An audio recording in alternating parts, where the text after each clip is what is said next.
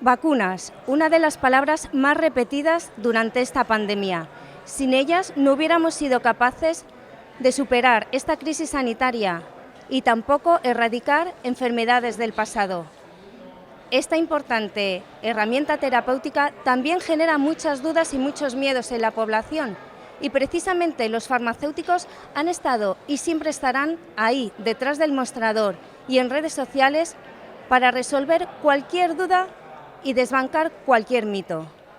Esta es precisamente la esencia de esta exposición, Vacunando, que surge precisamente de un libro, de este libro que lleva el mismo título.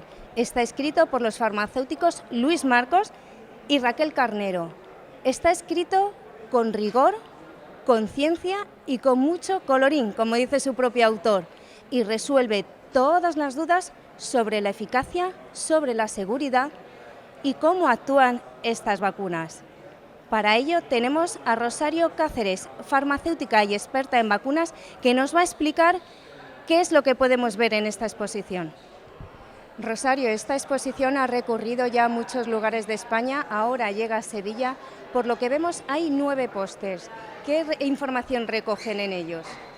Bueno, pues en estos 9 pósters podemos ver desde historia de las vacunas, el papel que ha tenido la mujer científica en el mundo de las vacunas, los distintos calendarios vacunales que hay, tanto a nivel nacional como en otros países, y sobre todo, y quizá lo más importante, todos los mitos, los bulos, las falsas creencias que hay en torno a las vacunas. Y viene próximamente un último póster que hablará de las vacunas del COVID. ¿Qué le puede aportar al farmacéutico esta exposición? Pues así como no hay grupos anti-insulinas o anti otros grupos de medicamentos, sí que existe el fenómeno de los grupos antivacunas.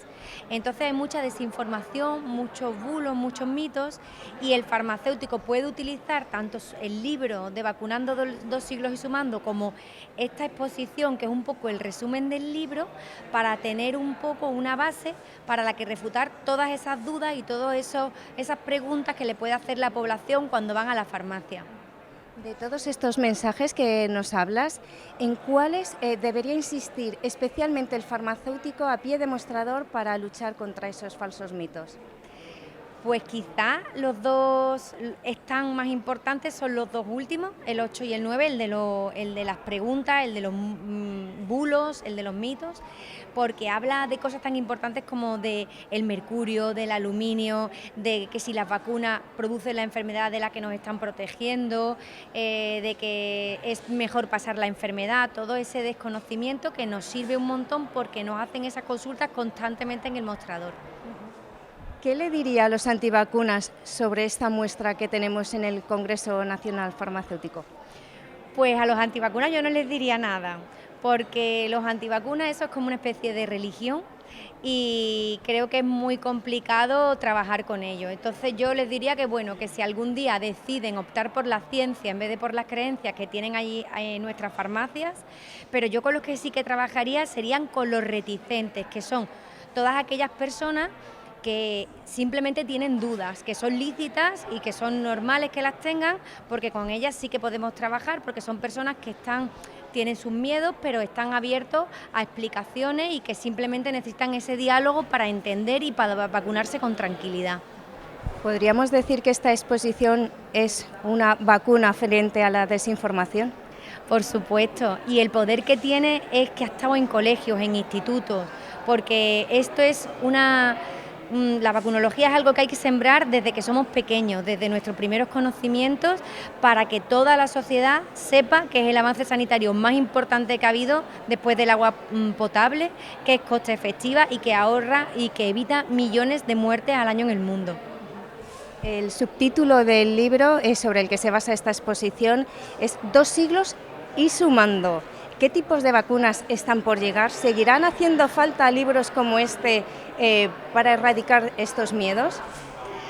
Pues seguro que sí, de hecho ya tienen planificado Raquel y Luis más proyectos, una página web, formación que ya están impartiendo, porque la vacunología es una ciencia muy dinámica, cambia constantemente y bueno, lo hemos visto ahora con la pandemia, ha supuesto un avance muy importante, se han creado nuevas plataformas de fabricación de vacunas, de ARN mensajero y de otros tipos, y creo que en breve veremos un escalón grande en todo el conocimiento científico de vacunología y vamos a ver avances importantes en distintas patologías, en distintas enfermedades y sobre todo en este concepto que hay ahora de One Health, que es de las vacunas no solamente para humanos, sino también para animales, que son en muchísimos casos los que empiezan las pandemias.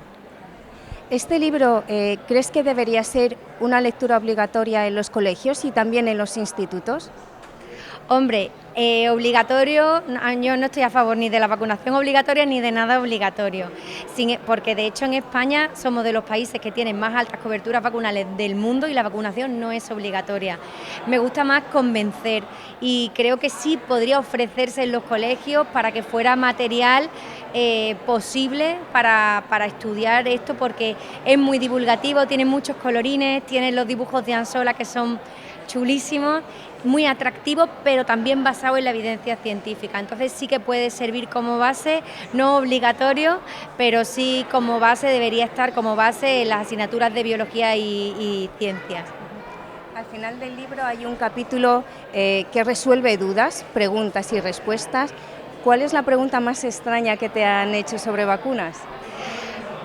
Pues la pregunta más extraña quizás fue una vez que se le pasó a una madre la cita de vacunación, tenía la cita a las 12 de la mañana y pensaba que como ya había pasado la hora de las 12 de la mañana ya no podía ponerle esa vacuna y me hizo mucha gracia porque me acordé de los gremlins, que ya hay una hora ya a partir de la cual no pueden comer y no, pues nada, simplemente resolvimos esa duda diciéndole que no, que las fechas no es tan importante, que en vacunología hay una frase que dice dosis puesta, dosis que cuenta, y que si se te ha pasado una dosis no pasa nada, cuando te acuerdes vas y te la pones.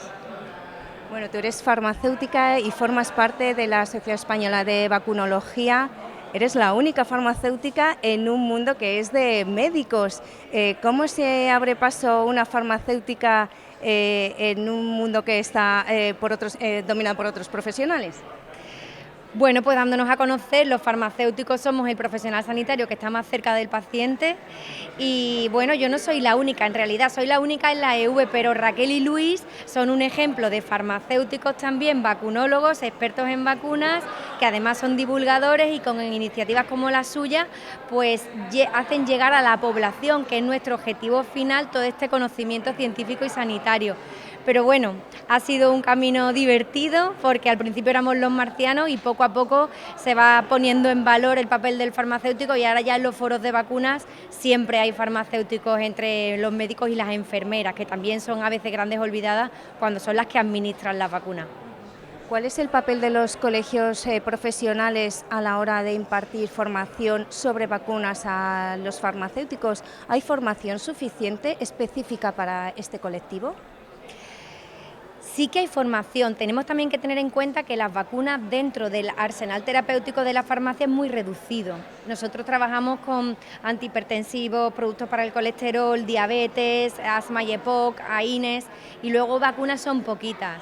Y las vacunas son complicadas, es difícil, es mejor quizá, bueno, por supuesto formación, por supuesto siempre bienvenida, pero saber a qué webs acudir y tenerlas a mano a la hora de hacer cualquier registro. Por ejemplo, en Andalucía hay una muy buena que se llama Andavac, otra muy buena es la del Comité Asesor de Vacunas de la Asociación Española de Pediatría y por supuesto la de mi asociación, que es la Asociación Española de Vacunología, y yo creo que mezclando esas tres webs podríamos obtener respuesta para cualquier consulta que como farmacéuticos nos pudiéramos hacer y por supuesto los centros de información del medicamento de cada colegio farmacéutico, donde farmacéuticas como yo trabajo allí, resolvemos las consultas de las farmacias diariamente.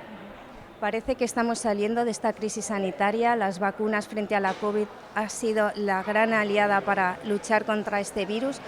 Pero claro, parece que podemos tener el riesgo de que la población se relaje y todavía están por venir siguientes dosis de refuerzo.